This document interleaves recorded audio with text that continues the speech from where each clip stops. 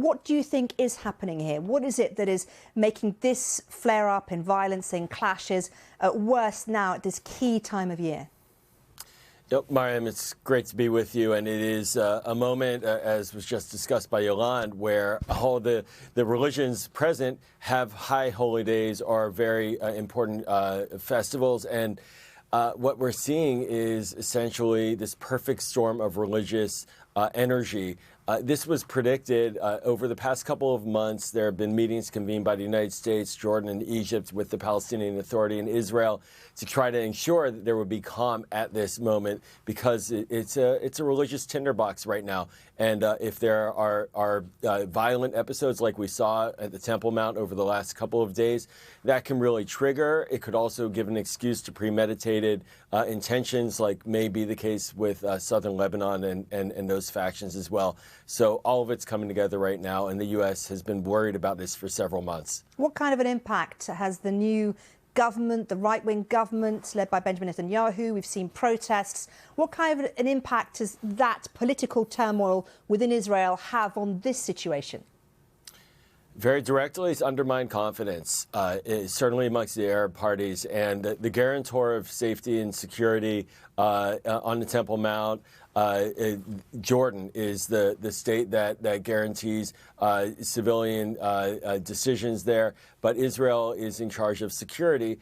And we see Itamar Ben-Gvir, who's the Minister of Public Security. He is an extremist settler. He has now been given National Guard capability given to him by Prime Minister Netanyahu as a result of the protests against Netanyahu's judicial maneuverings. And his whole base wants to be provocative. In fact, there was discussion about possibly slaughtering a goat in a ritual ceremony that is illegal in Israel, but that extremists want to do up on the Temple Mount to create a real conflagration. So there's a lot of concern that this government in Israel is not able to, or as committed to, preventing violence there as the words have been.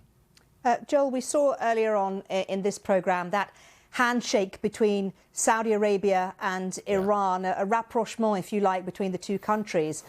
What kind of a difference do you think that relationship thawing will have on what's happening between Israel and Iran? Because that is also a big worry for the US, isn't it?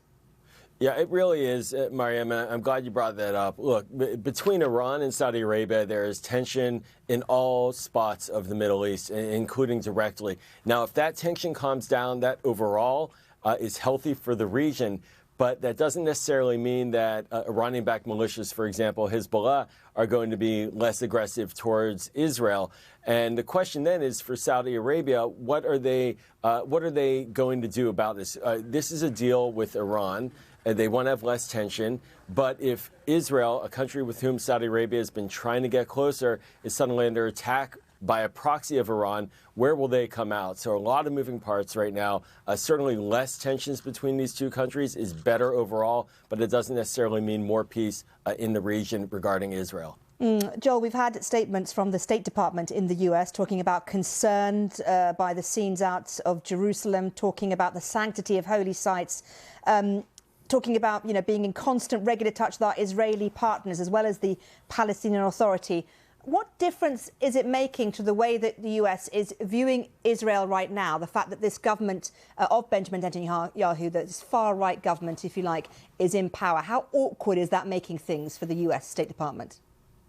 Well, 2 years ago was the last major conflagration around this time, a war between Israel and Hamas from the Gaza Strip. And Prime Minister Netanyahu was in charge then, and soon after lost power.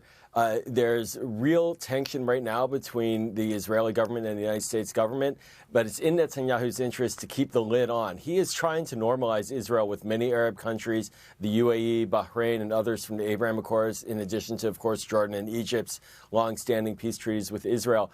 This undermines that goal. So while there is tension, Netanyahu understands that he will not gain if this turns into a war like we had 2 years ago. But certainly there have been continual calls for Israel's government to get its rhetoric under control and to not have its police create and organize in a way that creates more tension on the Temple Mount.